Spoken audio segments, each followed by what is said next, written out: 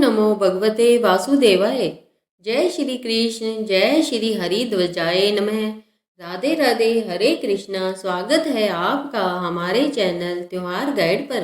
भक्तों, आज मैं आपको मार्गशीर्ष माध्यम का वह 17वां अध्याय सुनाने जा रही हूँ, जिसकी विशालता और ज्ञान का आपके हृदय को तृप्त कर देगी।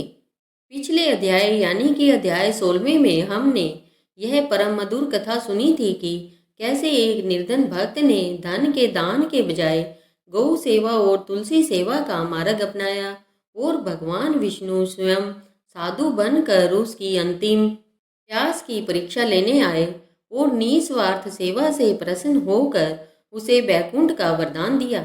यह सिद्ध हुआ कि सेवा धर्म ही सर्वोच्च है। आज भक्तों, हम इस कथा यात्रा के श्री मार्गशीर्ष मास माध्यम के 17वें अध्याय में प्रवेश कर रहे हैं। जब देव ऋषि नारद जी ने सेवा की महिमा सुन ली, तब उनके मन में कलयुग के उन आलसी और असमर्थ प्राणियों के लिए एक अंतिम और सूक्ष्म प्रश्न उठा।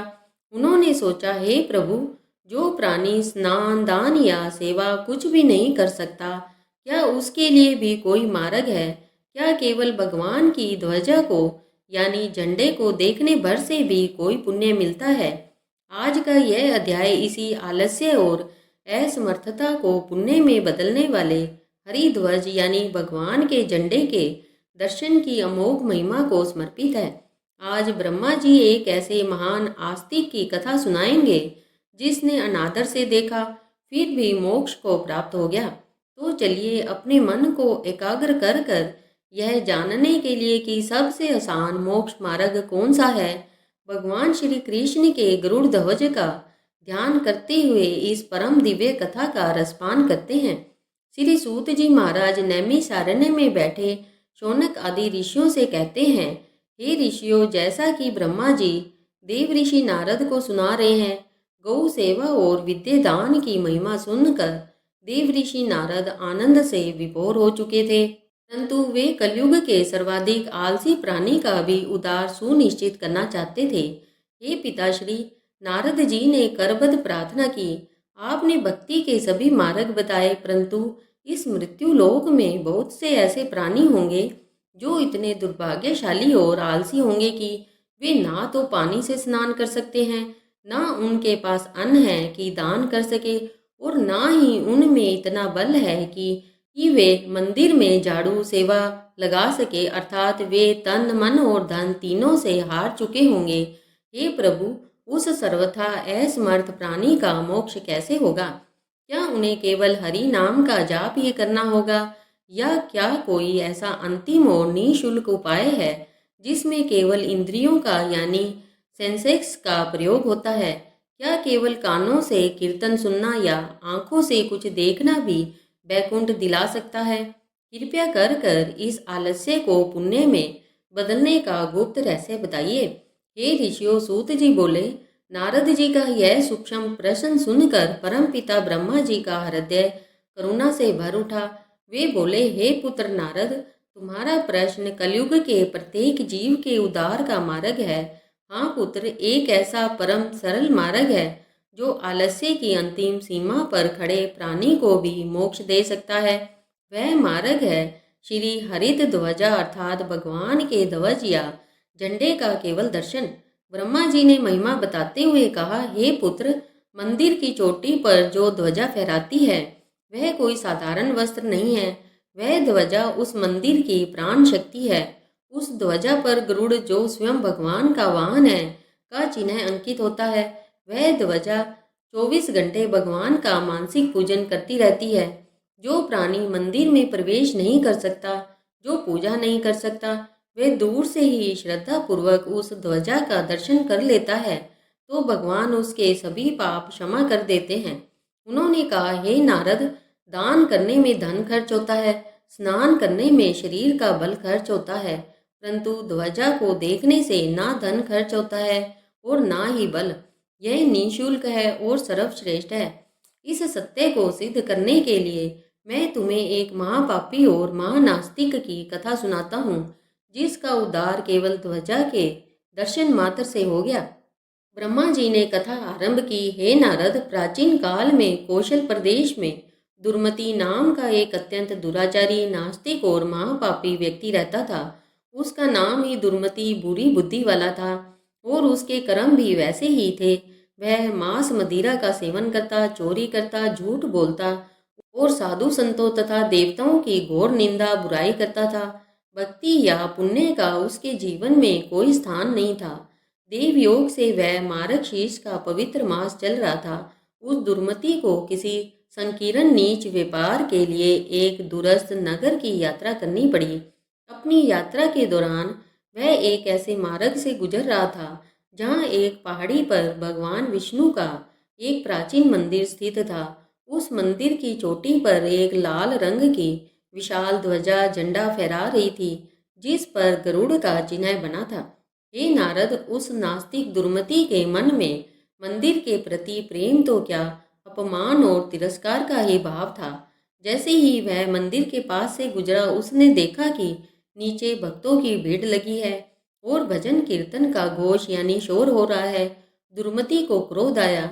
उसने चिल्लाकर कहा, अरे यह ढोंगियों का कोलाहल क्यों हो रहा है? और उसने क्रोध और घृणा से उस मंदिर की चोटी की ओर थूकने के भाव से घूर कर देखा।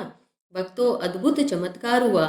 जिस क्षण उस महापापी की पापी आंखों ने घृणा के भाव में ही सही उस मंदिर के शिखर पर लहराती भगवान की गरुड़ ध्वजा का दर्शन किया, उसी क्षण उस ध्वजा से दिव्य ऊर्जा यानी पवित्र शक्ति निकली।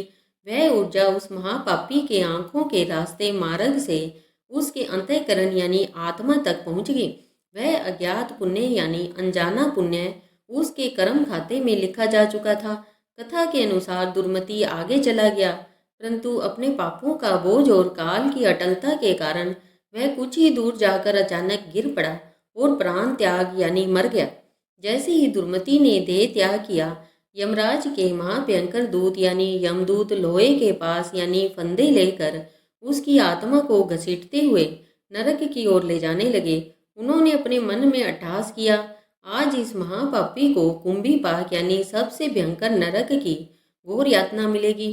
परंतु उसी क्षण वहां विष्णु के दिव्य पार्षद यानी विष्णुदूत शंख चक्र गदा पद्म धारण किए दिव्य विमान लेकर तीव्र गति से प्रकट हो गए। विष्णु दूतों ने यमदूतों के पाश को काट दिया। यमदूत क्रोधित हो उठे। वे गरज कर बोले, हे विष्णु दूतों, यह नास्तिक है। इसने जीवन में एक भी पुण्य कर्म नहीं किया। यह महापापी है। आप इसे नरक जाने से क्यों रोक रहे हैं? धर्म दंड यानी दंड का नियम मत तोड़ो। तब विष्णु दूतों ने अट्टहास किया। वे बोले, हे यमदूतों, तुम अज्ञानी हो। तुम केवल बाहरी पाप को देख सकते हो। तुम तीर्थ शक्ति की अमोघता को नहीं समझ सकते। विष्णु दूतों ने दिव्य निर्णय सुनाया। तुम सत्य कहते हो। यह दुर्मति पापी था, परंतु इसने मार्गशीर्ष के पवित्र मास में अनादर के भाव में ही सही परम मोक्षदायिनी हरि ध्वजा का दर्शन कर लिया था। उस एक पल के अज्ञात पुण्य ने इसके अहंकार को, इसके नास्तिकता के पाप को जलाकर भस्म कर दिया है। ध्वजा दर्शन का पुण्य करोड़ों यज्ञों से बढ़कर है। यह आत्मा अब शुद्ध हो चुकी है। इसे बैकुंठ धाम ले जाने की आज्ञा हमें स्वयं भगवान ने दी है। यह सुनकर यमदूत लज्जित होकर प्रणाम कर कर वापिस यमलोक लौट गए और विष्णुदूत उस दुर्मति की आत्मा को दिव्य देह देकर विमान में बिठाकर बैकुंठ धाम ले गए। हे नारद, ब्रह्मा जी ने अपनी कथा का समापन करते हुए कहा, अब तुम आलस्य और असमर्थता का मार्ग समझो।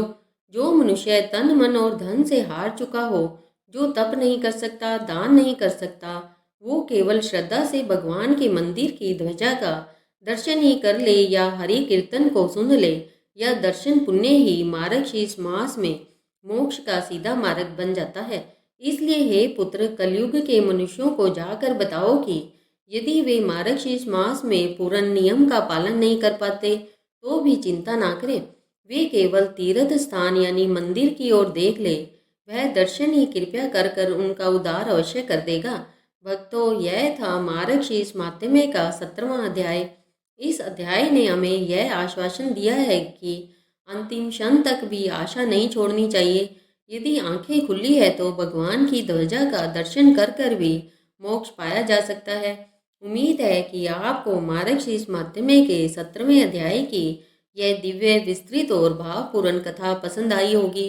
ध्वजा दर्शन की महिमा सुनने के बाद नारद जी ने ब्रह्मा जी से क्या अगला प्रश्न पूछा और ब्रह्मा जी ने इस मास में तुलसी काष्ठ यानी तुलसी की लकड़ी और माला जाप की क्या विशेष महिमा बताई, यह सब हम जानेंगे कल 18वें अध्याय की परम दिव्य कथा में। यदि यह कथा आपके हृदय को छू गई हो और आपके मन में भी ध्वजा दर्शन के प्रति श्रद्धा जागृत हुई हो तो कृपया इस प्रस्तुति को अपना स्नेह लाइक दे।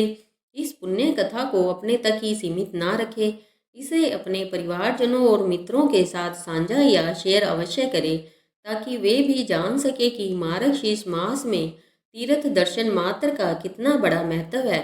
और यदि आप हमारे चैनल त्योहार गाइड पर नए हैं या अभी तक नहीं जुड़े हैं तो भविष्य में आने वाले सभी अध्यायों, एकादशी कथाओं और व्रतों की जानकारी के लिए चैनल को सब्सक्राइब कर लें और कमेंट बॉक्स में जय श्री कृष्णा, जय श्री हरि ध्वजा या राधे राधे लिखना ना भूलें।